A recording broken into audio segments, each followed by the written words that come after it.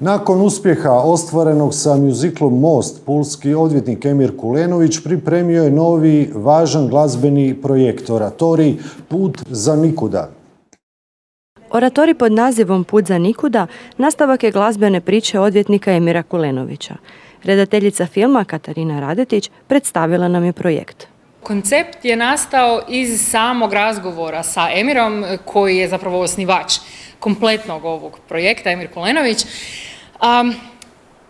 Pjesma je vrlo emotivna i bavi se problemima izbjeglica i u tom smislu zapravo sam taj naslov je vrlo simboličan u smislu put za nikuda, da ti ljudi moraju ostaviti svoje domove, ostaviti sve što znaju i krenuti negdje, a opet kad tamo dođu ni ne znaju na kraju krajeva što ih čeka i kakvi uvjeti ih čekaju i gdje god da dođu nije njihov dom na kraju krajeva.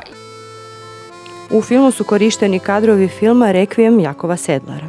Tekst potpisuju Voljen Grbac, Slavica Lončarić i Antun Zanetti.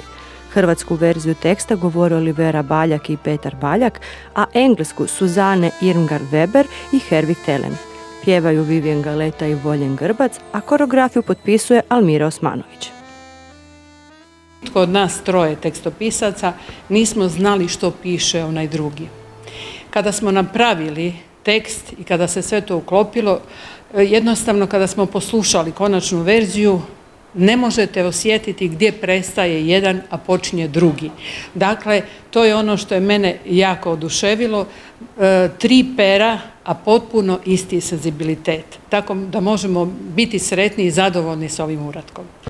Glazbu nam je predstavio Aleksandar Valenčić, koji je bio zadužen za aranžman i orkestraciju.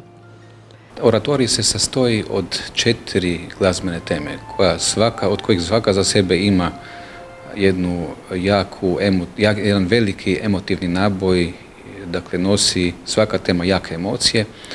Prva tema je uvodna, što Marijan Krajina svira na harmonici, prilagođena malo orijentalnom stilu, tako da nam daje taj ugođaj dolaska ljudi sa Bliskog istoka ili pak sa nama bližeg istoka.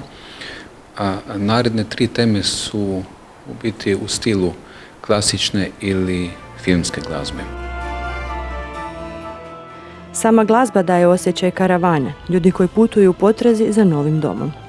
Radi se o jednom jedinstvenom dijelu tog tipa, nemamo baš često prilike slušati i gledati nešto takvog. Ideja je da se sve skupa još proširi na jednu dužinu primjerenu filmu od sat vremena, tako da je ovo po meni jedan suzus cijele priče, jedan jako nabijen, izguznut sadržaj. Kuda to ideš, svijete? Znaš li kamo ćeš stići? Zar smije i jedno dijete putem krvavim ići? Mnogi će skončati usput, svima je odavno jasno. Pokreni se, spriječi taj potop, nemoj da bude prekasno. Svakoga od njih shvatimo kao da nam je brat. Učinimo napore zato da zauvijek prestane rat.